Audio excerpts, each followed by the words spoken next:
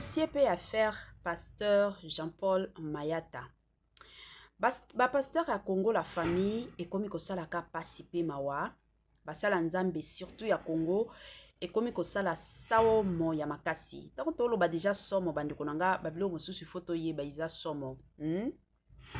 Kolala kolamuka na ba dossier ya basala nzambe, kolala kolamuka na makambo ebele.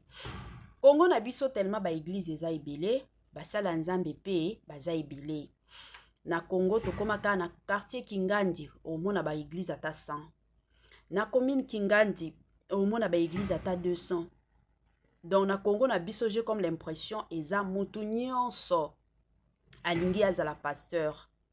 Tovanda kasi ata na kibo pasteur ango lelo oyo mutu nyonso azaka na posa yepe babenga ye prophète.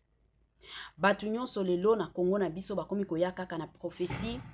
Oyo kote a prophétiser boye, kote kuna oyo pe aya na prophétie na ye, kote kuna oyo pe aloba boye. Donc Congo na biso ekomaka Congo moko ya ba prophétie, Congo moko ya ba prophète, Congo moko ya ba pasteur somo. Bando konanga soki okoti sika na chaîne na biso Étoile Nines TV, veuillez aussi vous abonner massivement. Tango bozo sabonaka bongo, kande boye bisale langa partage, tia commentaire na yo ekosala malamu. Toye lelo na dossier à pasteur de la foi. Pasteur de la foi toye biye aza pasteur moko o ya bandi ministère na ye lelo te. Ministère na ye eza ministère moko ebanda depuis kala. Depuis avant kutota abala. Parce que tout le monde a kabato mosusu mosusu ministère na ye ko bandaka tango makambo na ye peut-être zo simbate azozo musala te akomi komona mwa ba révélation omoni pe moto fongoli église mais tandis que avec notre pasteur papa nabiso pasteur Jean-Paul Mayata ministère na ye eza ministère moko ya kala donc ya kibo jeunesse zaki vraiment jeune na ki jeunesse wana toyebi batu ebele bazalaka soki aza na ba âge ba 18 ans komata jusqu'à 27 ans la plupart à ba jeune bongo bazalaka toujours na tendance amelaka asalaka ba feti ba ambiance mataka ekitaka mais papa na biso Jean-Paul Mayata en tout cas ye déjà na ba série wana na ba temps wana nde bisika nde petan ministère na ye eyaki ko banda ministère na ye ya koluka nzambe ministère na ye ya koluka surtout et encore elongi ya nzambe lelo toye bandeko nanga kande boyebi en tout cas ngana yaka toujours soki na moni keno awa ya koloba izali bon mona ngana koya soki na moni keno awa ngona oloba nini na koya te ezalaka bongo. Donc, so bomoni lelo na ye na pasteur Jean-Paul Mayata parce que dossier ezali. Bato ebele o balanda kinga concernant ba message o ebimaki bato bayaki kokosi la pasteur Jean-Paul Mayata ba makambo ya lokuta ba senga ki suite en tout cas na ye lelo pona suite te. Na ye lelo na sujet mosusu. Sujet na biso eza nini pona pasteur Jean-Paul Mayata. Tomoni ba pasteur ebele bayaki pona coupe du monde. Ba pasteur ebele bayaki kopesa ba message na bango concernant coupe du monde. Ba sala nzambe ebele bayaki koloba combien tokozala qualifié na coupe du monde et surtout na match oyo esalamaki lobby ya Portugal na RDC. Ba léopard na biso bakende kobeta na États-Unis. En tout cas eza match moko ba prophète na ba pasteur bayaki kopesa ba prophétie. Na ba prophétie na monaki ebela bato ba bendaki nga kande boyebi ko tageta nga. Il y a d'autres personnes au balandanga na YouTube bakendaki kozwa numéro nanga pona komeka kobenga ba bengaki nga balobi mama Étoile Shiko pasteur de la foi aza wapi po yo za mutu moko o défendraka mingi pasteur de la foi soki mutu aye koloba likambo pona pasteur de la foi oyaka mabe siko awa ba pasteur bazopesa ba prophétie bazo sala ba déclaration pona na ba léopard na biso pasteur de la foi azate pe ozobete lango lisolo te ovandi kimia. Bon,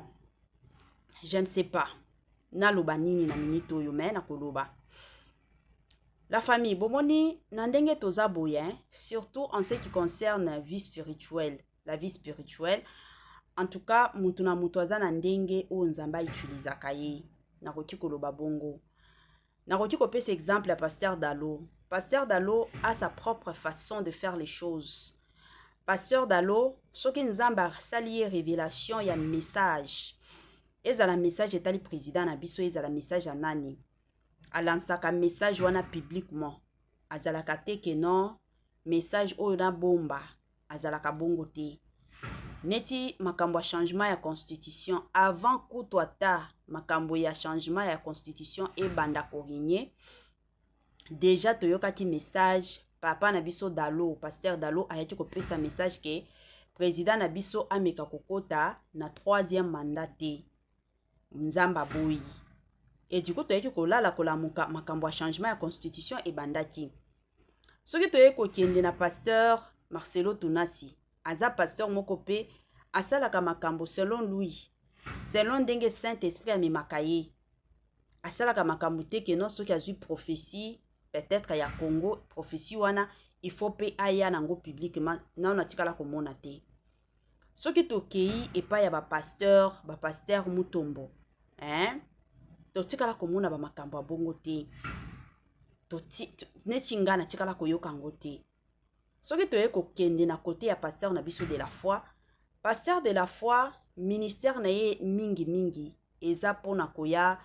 koencourage bato soki bolandaka mpenza bamateya soki bolandaka mpenza exhortation na ye donc ayaka mpona koencourage bato oyo ere mosusu peut-être vie ezopesa te akutani na mwa likambo moko ya monene oyo azokoka lisusu komaîtriser te oyo peut-être azokoka lisusu kosimba te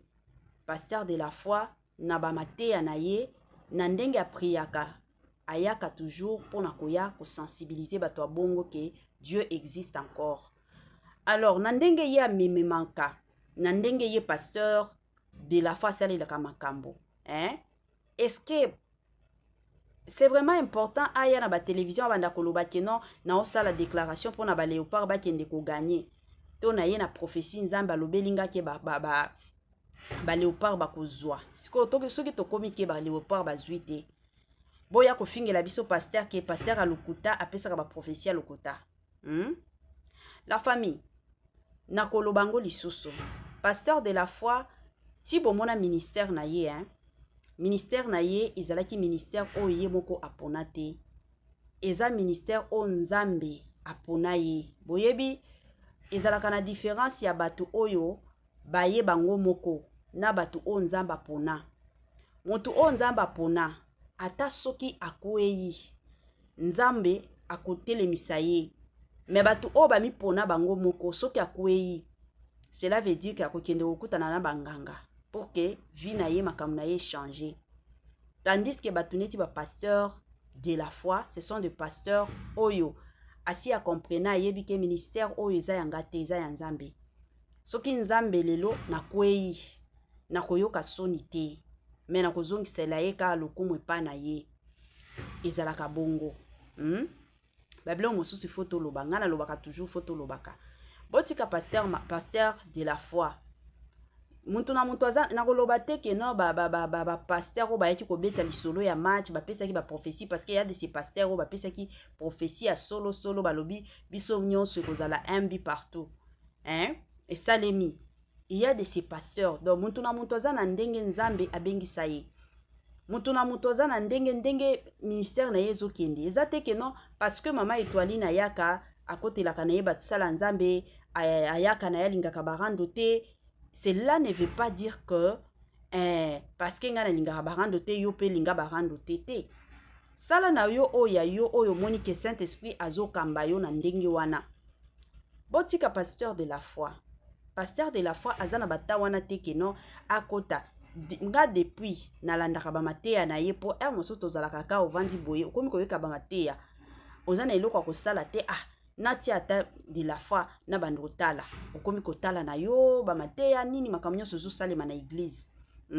na mateya na ye natikala ta jour moko koyoka te ke non pasteur de la foi ye wana kuna azobeta lisolo ya filme parce que toyebi bapasteur mosusu bateyaka mpenza aza na likolo kuna azoteya makambo ya filme ya banigeria ndenge bandaki histoire nyonso mobimba azobetela bino na église bandimi mpe basilisi basengi mpe titre bakende mpe kotala histoire oyo pasteur bande oteya bapasteur mosusu baza bongo mais eza na bamosusu ayebi keno awa ifo nakende oteya liloba nzambe siko moto abongo ata bino moko bokobanda oluka keno ye pe fala ya sika eye ya kitoko eye batoto ya Katanga batoto ya Lubumbashi Gersh biashara aye na makambo ya sika makambo ya moto makambo ya kilikili kande tobetaka lisolo awa mituka nde mituka oza na posa osomba mutuka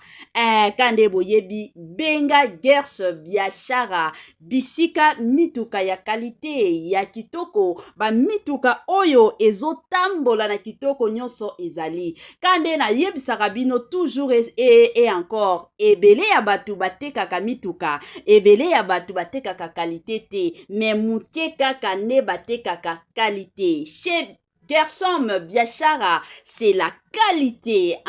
kande boyebi bandeko nanga ba mituka ya sika ba mituka ya kitoko ba mituka oyo ezotambola na kitoko nyonso soki omati na mutuka oyo yo moko osepeli soki omati na mutuka oyo yo moko oyoki yoka gu tala soin tala sebene mituka kitoko o wapi numero na biso yango wana oza na besoin ya mutuka oza na besoin osomba camion na yo osomba taxi na yo osomba Dubai na yo osomba rosa ba qualité do ba sorte nyonso ya mituka eza nango kaka na Gersh biashara kuna qualité kuna biloko kitoko kuna biloko ya mafuta kande bomona awa Gersh biashara Tokos Gersh biashara c'est la qualité Gersh biashara bisika masolo ya kitoko dossier pe affaire pasteur Jean-Paul Mayata ba pasteur ya Congo la famille ekomi kosalaka pasi pe mawa basala nzambe surtout ya Congo ekomi kosala saomo ya makasi tango toloba déjà somo bandeko nanga babilo mosusu foto yeba iza somo kolala kolamuka na ba dossier ya basala nzambe kolala kolamuka na makambo ebele Congo na biso tellement ba église eza ebele basala nzambe pe baza ebele na Congo tokomaka na quartier Kingandi omona ba église ata 100 na commune Kingandi omona ba église ata 200 donc na Congo na biso j'ai comme l'impression eza mutu nyonso alingi azala pasteur tovanda kasi ata na kibo pasteur ango lelo oyo mutu nyonso azaka na posa ye pe babenga ye prophète batu nyonso lelo na Congo na biso bakomi koya kaka na prophétie oyo kote a prophétiser boye kote kuna oyo pe aya na prophétie na ye kote kuna oyo pe aloba boye donc Congo na biso ekomaka Congo moko ya ba prophétie Congo moko ya ba prophète Congo moko ya ba pasteur somo bandeko nanga soki okoti sika na chaîne na biso ya Étoile Nines TV veuillez aussi vous abonner massivement tango bozo sabonaka bongo kande boyebi salelanga partage tia commentaire na yo ekosala malamu toye lelo na dossier ya pasteur de la foi pasteur de la foi toyebi ye aza pasteur moko oyo abandi ministère na ye lelo te ministère na ye eza ministère moko ebanda depuis kala depuis avant kutu ata abala parce que tomonaka bato mosusu mosusu ministère na ye ye kobandaka atango makambo na ye peut-être ezosimba te azozwa mosala te akomi komona mwa ba révélation omoni pe moto afungoli église mais tandis que avec notre pasteur papa na biso pasteur Jean-Paul Mayata ministère na ye eza ministère moko ya kala donc ya kibo jeunesse azaki vraiment jeune na ki jeunesse wana toyebi bato ebele bazalaka soki aza na ba âge ba 18 ans komata jusqu'à 27 ans la plupart à ba jeune bongo bazalaka toujours na tendance amelaka asalaka ba feti ba ambiance mataka ekitaka mais papa na biso Jean-Paul Mayata en tout cas ye déjà na ba série wana na ba temps wana nde bisika nde petan ministère na ye eyaki kobanda ministère na ye ya koluka nzambe ministère na ye ya koluka surtout et encore elongi ya nzambe lelo toye bandeko nanga kande boyebi en tout cas nga na yaka toujours soki na moni keno awa ya koloba izali bon mona nga na koya soki na moni keno awa ngo na oloba nini na koya te ezalaka bongo donc soki bomoni lelo na ye na pasteur Jean-Paul Mayata parce que dossier ezali bato ebele o balandaki nga concernant ba message o ebimaki bato bayaki kokosila pasteur Jean-Paul Mayata ba makambo ya lokuta basenga ki suite en tout cas na ye lelo pour na suite te na ye lelo na sujet mosusu. Sujet na biso eza nini pour na pasteur Jean-Paul Mayata. Tomoni ba pasteur ebele bayaki pour na coupe du monde. Ba pasteur ebele bayaki kopesa ba message na bango concernant coupe du monde. Basala nzambe ebele bayaki koloba combien tokozala qualifié na coupe du monde et surtout na match oyo esalamaki lobi ya Portugal na RDC. Ba Léopard na biso bakende kobeta na États-Unis. En tout cas eza match moko ba prophète na ba pasteur bayaki kopesa ba prophétie. Na ba prophétie na mona ki ebela bato ba bendaki nga kande boyebi ko tageta nga. Il y a d'autres personnes au balandanga na YouTube bakendaki kozwa numéro nanga pona komeka kobenga ba benga nga balobi mama Étoiline Chico pasteur de la foi aza wapi po yo za mutu moko o défendraka mingi pasteur de la foi soki mutu aye koloba likambo pona pasteur de la foi oyaka mabe siko awa ba pasteur bazo pesa ba prophétie bazo sala ba déclaration pona na ba Léopard na biso pasteur de la foi azate pe ozobetela ngo lisolo te ovandi kimia. Bon, je ne sais pas. Na loba nini na minute oyo me na koloba. La famille, bomoni na ndenge toza boye, surtout en ce qui concerne la vie spirituelle. La vie spirituelle, en tout cas, mutu na mutu aza na ndenge o nzamba utilizaka ye. Na koki koloba bongo. Na koki kopesa exemple à Pasteur Dalo. Pasteur Dalo a sa propre façon de faire les choses. Pasteur Dalo, soki nzamba sali révélation ya message. Ezala message etali président na biso ezala message anani. Alansaka message wana publiquement. Azalaka te ke non message oyo na bomba. Azalaka bongo te. Neti makambo ya changement ya constitution avant kutu ata makambo ya changement ya constitution e banda korinye. Déjà toyokaki message papa na biso Dalo, pasteur Dalo ayaki kopesa message ke président na biso ameka kokota na 3e mandat te. Nzamba boyi. Et du coup toyaki kolala kolamuka makambo ya changement ya constitution e bandaki. Soki toyeki kokende na pasteur Marcelo Tunasi, aza pasteur moko pe asalaka makambo selon lui. Selon ndenge Saint-Esprit amemaka ye. Asalaka makambo te ke non soki azui prophétie peut-être ya Congo, prophétie wana, il faut pe aya nango publiquement, na tikala komona te. Soki tokei epa ya ba pasteur Mutombo,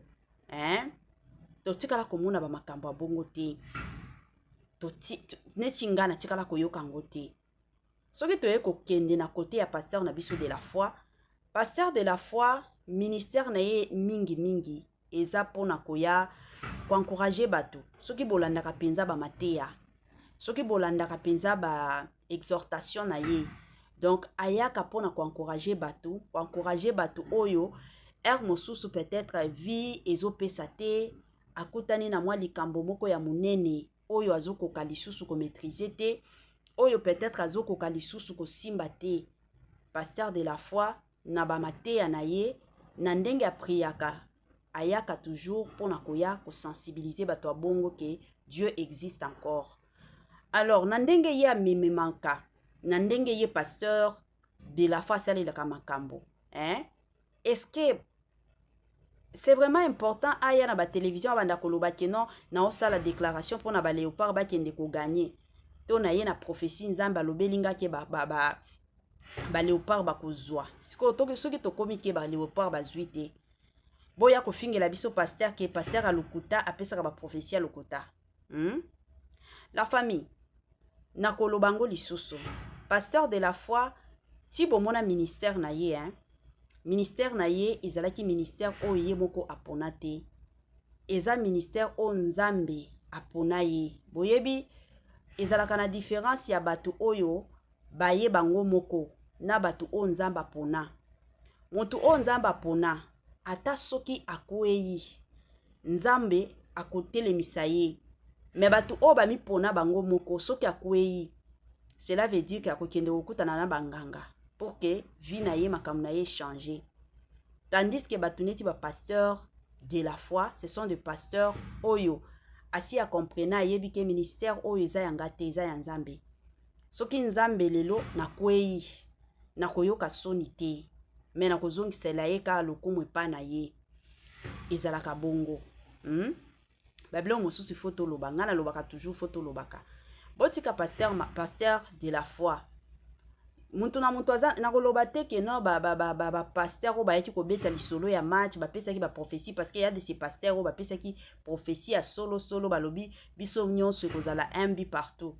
et salemi il y a de ces pasteurs donc muntu na muntu aza na ndenge nzambe abengisa ye mutu na mutu aza na ndenge ministère na ye ezokende eza te ke non parce que mama Étoiline ayaka akotelaka na ye batusala nzambe ayaka na ye alingaka barando te. Cela ne veut pas dire que parce que nga na lingaka barando te yo pe linga barando te sala na yo oya yo oyo moni ke Saint-Esprit azokamba yo na ndenge wana. Botika pasteur de la foi azana bata wana te ke non akota nga depuis nalandaka bamateya na ye po moso tozalaka ka ovandi boye okomi koyoka bamateya ozana eloko akosala te nati ata de la foi na bando kotala okomi kotala na yo bamateya nini makambo nyonso ezosalema na église na mateya na ye natikala ta jour moko koyoka te ke non pasteur de la foi ye wana kuna azobeta lisolo ya film parce que toyebi bapasteur mosusu bateyaka penza aza na likolo kuna azoteya makambo ya film ya Nigeria denge bandaki histoire nyonso mobimba azobetela bino na église bandimi pe basilisi basengi pe titre bakende pe kotala histoire o pasteur bande oteya bapasteur mosusu baza bongo mais eza na bamosusu ayebi keno awa ifona kendo teya liloba nzambe siko moto abongo ata bino moko bokobanda oluka keno iye pe fala ya sika eye ya kitoko eye batoto ya Katanga batoto ya Lubumbashi Gersh biashara aye na makambo ya sika makambo ya moto makambo ya kilikili kande tobetaka lisolo awa mituka ozana posa osomba mutuka